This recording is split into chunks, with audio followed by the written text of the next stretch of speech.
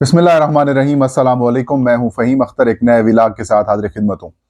नाज़रीन, 8 फरवरी 2024 अब से 2 दिन दूर है और पाकिस्तान के 12वें आम इंतखाबात जो हैं वो सुबह 8 फरवरी की सुबह 8 बजे से शुरू होंगे और शाम 5 बजे तक ये पोलिंग का अमल जारी रहेगा। खैबर पख्तूनख्वा पाकिस्तान तहरीक इंसाफ 2 दफ़ा वहाँ से बड़ी लैंडस्लाइड विक्ट्री हासिल करके हुकूमत वहाँ पर बनाई और अब तीसरी दफ़ा भी तहरीक इंसाफ के लिए तमाम तर जो स्टेज है वो सज चुका है और तहरीक इंसाफ तीसरी दफ़ा भी खैबर पख्तूनख्वा को फतह करने के लिए जा रही है। और मौलाना फजल रहमान, परवेज़ खटक, एमल वली खान समेत मुस्लिम लीग नून और पीपल्स पार्टी के कई लोग जो हैं वो वहाँ पर शदीद परेशान हैं और इन जमातों के उम्मीदवारों की ज़मानतें ज़ब्त होने के लिए तैयार हैं। ताज़ा तरीन सर्वे आया है 2 रोज़ पहले और इस सर्वे के मुताबिक तहरीक इंसाफ जो है वो खैबर पख्तूनख्वा में कौमी असम्बली की और सूबाई असम्बली की नशिस्तें स्वीप करने की पोजीशन के अंदर आ चुकी है। और तहरीक इंसाफ को इस डेटे की बुनियाद के ऊपर कितनी नशिस्तें मिल सकती हैं वो हम आपको बताएंगे। नाज़रीन, जिस किस्म की सूरत हाल तहरीक इंसाफ को इन इंतखाबात से पहले या फिर इन इंतखाबात के दौरान सामना करना पड़ रहा है वो बड़ा ही खौफनाक है। और तहरीक इंसाफ जिस अंदाज में इलेक्शन कंटेस्ट कर रही है ये अपनी मिसाल आप है कि तमाम तर रियासती तकलीफ के बावजूद, एक्शंस के बावजूद और तो और जब इंतखाबात लड़ने वाले जो उम्मीदवारान हैं उनको जो DROs या फिर जो RO अपॉइंट किए गए हैं वो MPO के तहत गिरफ्तार कर रहे हैं। और इसके बावजूद तहरीक इंसाफ जो है वो नाकाबिले मुकाबला हो चुकी है, PTI बिला मुकाबला हो चुकी है। और यही वजह है कि तहरीक इंसाफ से इंतखाबी निशान छीना गया, यानी कि बल्ला छीन लिया गया और PTI को बिला मुकाबला जो है वो कर दिया गया। ये इस बात का सबूत था कि अगर बैट का निशान इंतखाबात में तहरीक इंसाफ के पास होता तो तहरीक इंसाफ पूरे पाकिस्तान में लैंडस्लाइड विक्ट्री हासिल करती और कम अज़ कम 266 कौमी असम्बली की नशिस्तों में से कम अज़ कम भी 200 से ज़्यादा नशिस्तें तहरीक इंसाफ जो है वो हासिल करती और 2/3 मेजॉरिटी के साथ तहरीक इंसाफ अपनी हुकूमत बनाती। लेकिन क्योंकि पाकिस्तान के अंदर जिस किस्म की सूरत हाल है और इमरान खान और PTI जिस किस्म के गैज़ो गज़ब का शिकार हैं, उसके अंदर PTI से निशान छीन लिया गया ताकि बाकी जमातों के लिए जो मुकाबले का मैदान है वो बनाया जा सके, ताकि नवाज शरीफ साहब को रीलॉन्च करने की कोशिशें जो की जा रही हैं उनको कामयाबी से हमकिनार कराया जा सके, ताकि पीपल्स पार्टी अपनी सिंध की हुकूमत भी बचा सके, बाद में भी हुकूमत कर सके। और PTI से फिर उम्मीदवार छीन लिए गए जो PTI के पोटेंशियल कैंडिडेट्स थे, उनको या पार्टी से निकलवा दिया गया या दूसरी सियासी जमातों के अंदर शामिल करवा दिया गया या फिर उनसे जो उनकी वफादारियां हैं वो तब्दील कराकर सियासत से ही दस्तबरदार करवा दिया गया। लेकिन ये तमाम तर मामला पंजाब और सिंध के अंदर तक तो महदूद रहे, लेकिन खैबर पख्तूनख्वा के अंदर तहरीक इंसाफ को इतना ज़्यादा नुकसान नहीं पहुंचा। 2-4 लोग जो हैं वो जिन्होंने तहरीक इंसाफ का साथ छोड़ा, उसके अलावा तकरीबन 70 से 75% तहरीक इंसाफ के की जो लीडरशिप है, जो क़यादत थी या MNAs MPs के जो उम्मीदवारान थे वो बरकरार रहे। महमूद खान साबिक वज़ीर आला खैबर पख्तूनख्वा, इमरान खान के बड़े बाएतमाद किस्म के साथी तस्वुर किए जाते थे, वो छोड़ के चले गए। परवेज़ खटक जिनको इमरान खान ने अपना नुमाइंदा बनाकर भेजा था कि वो जाएँ मुज़ाकरात करें, वो छोड़ के चले गए। उन्होंने PTI पार्लियामेंटेरियन बना ली और इक्का दुक्का और लोग भी चले गए। लेकिन अभी भी तहरीक इंसाफ के पास पोटेंशियल उम्मीदवार मौजूद हैं और वो मुकाबला करने के लिए तैयार हैं। और इस दफ़ा हैरान कुन तौर के ऊपर जो पाकिस्तान पश्तून तहफ़्फ़ुज़ मूवमेंट PTM को 2 सीटें PTI ने पिछली दफ़ा तोहफे में दी थी, वो भी अब उनके हाथ से जो है वो निकल चुकी हैं और तहरीक इंसाफ उसमें कामयाब होती हुई दिखाई दे रही है। खैबर पख्तूनख्वा की कौमी असम्बली की नशिस्तों की अगर हम बात करें नाज़रीन, तो वो कुल कौमी असम्बली की नशिस्तें फाटा इंजमाम के बाद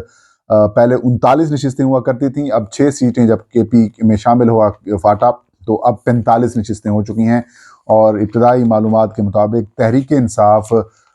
35 से 40 नशिस्तें हासिल करने की पोजीशन में है और तहरीक इंसाफ की ये विक्ट्री लगभग ये बताएगी कि अगर 40 नशिस्तें तहरीक इंसाफ जीत जाती है, क्योंकि एक हल्के के अंदर इलेक्शन रोक दिया गया है, वहाँ पर भी PTI की पोजीशन काफ़ी मजबूत थी,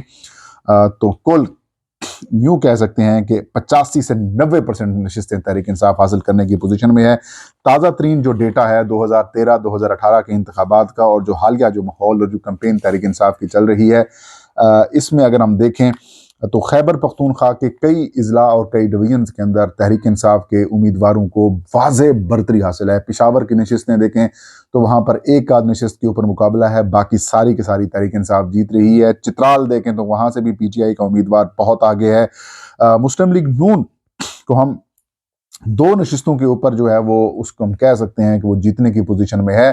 اور 2 کے اوپر ان کا جو ہے وہ مقابلہ ہے۔ 2 نشستیں جو کہ ہیں وہ مانسہرہ کی ہیں۔ سردار یوسف صاحب، ان کی اپنی گجر برادری ہے، وہ ہمیشہ سے جیتتے آئے ہیں، اور امکان یہ ظاہر کیا جا رہا ہے کہ سردار یوسف صاحب سیٹ نکال لیں گے، اور ان کے نیچے نواز شریف صاحب کا جو مقابلہ ہے وہ بھی مطلب یہ کہ پی ٹی آئی وہاں پر کانٹیسٹ تو کر ہی رہی ہے، لیکن وہاں پر بھی مسلم لیگ نون کی جو پوزیشن ہے وہ بتایا جا رہا ہے کہ وہ مضبوط ہے، اور یہاں سے بھی نواز شریف کو امکان ہے کہ کامیابی مل سکتی ہے، لیکن مقابلہ تحریک انصاف کر رہی ہے۔ ان انتخابات میں جو بڑے بڑے جو برج ہیں وہ الٹیں گے، وہ کون کون سے ہوں گے؟ ایمل ولی خان اے این پی کے سربراہ ہیں، وہ بڑے برے طریقے سے ہار رہے ہیں، ہو سکتا ہے کہ 3رے نمبر کے اوپر چلے جائیں، اور مولانا فضل الرحمان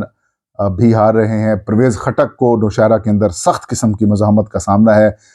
قومی اسمبلی اور صوبائی اسمبلی دونوں نشستوں کے اوپر پرویز خٹک صاحب جو ہیں وہ بہت پریشان ہیں، اور ان کا الیکشن بن نہیں پا رہا، وہ بہت زیادہ پریشان ہے۔ امیر مقام صاحب وہ بھی ہار رہے ہیں، شانگلہ سے بھی اور سوات سے بھی، دونوں نشستوں سے بہت برے طریقے سے وہ ہار رہے ہیں، ان کی پوزیشن بھی بہت خوفناک قسم کے لیول کے اوپر کم ہے۔ مسلم لیگ نون کا جو 3را حلقہ ہے وہ ہری پور کا ہے، وہاں پر بابر نواز جو ہیں وہ کافی مقبول تو ہیں، لیکن عمر ایوب کے مقابلے میں مقبول نہیں ہیں، اور پچھلے الیکشن میں ان کو 40,000 ووٹوں سے عمر ایوب خان صاحب نے ہرایا تھا۔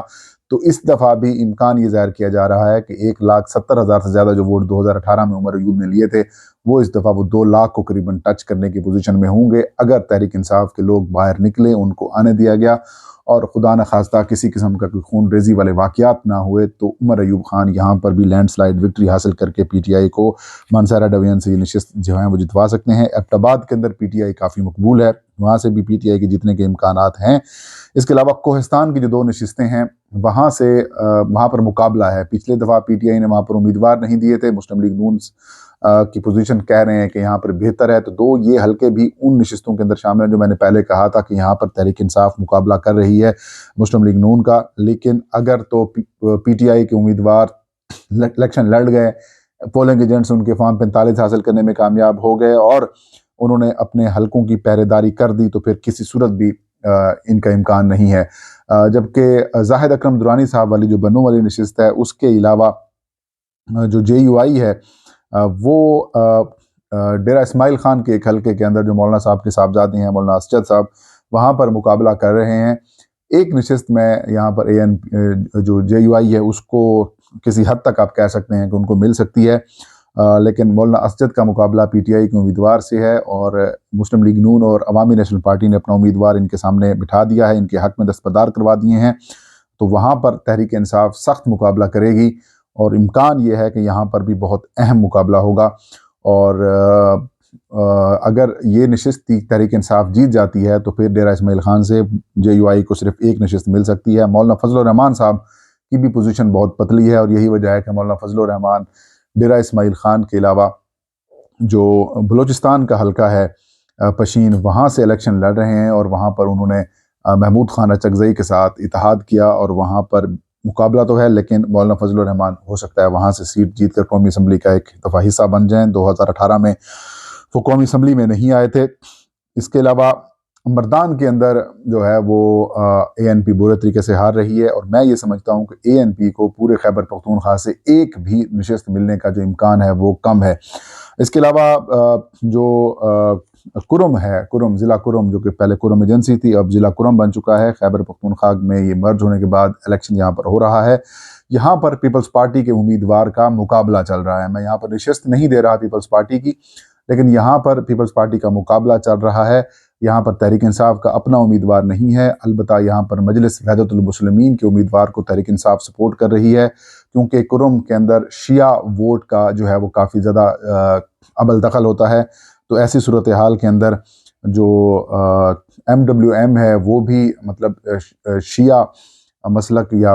جو فرقہ ہے ہمارا اس تعلق رکھنے والے امیدوار ہیں، تو ان کا آپس میں ووٹ ڈیوائیڈ ہوگا۔ یہاں پر پی ٹی آئی کی سپورٹ ایم ڈبلیو ایم کو ہے، تو یہاں پر ایم ڈبلیو ایم بھی جیت سکتی ہے، پیپلز پارٹی یہاں پر مقابلے میں ہے۔ اس کے علاوہ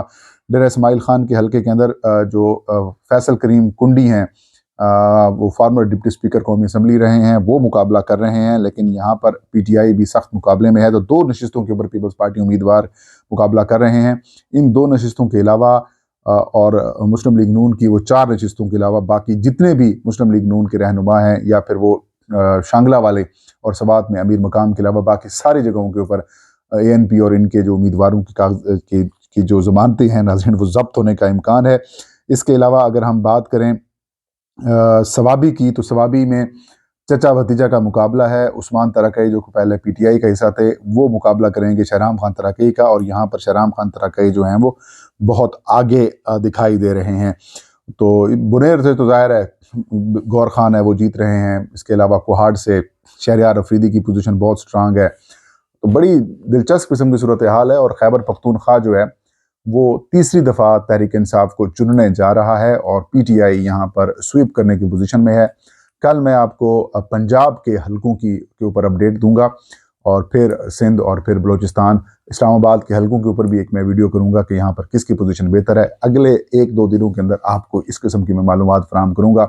یہ تھا آج کا ویلاگ۔ فہیم اختر کو اجازت دیجیے۔ اللہ ہم سب کا حامی و ناصر ہو۔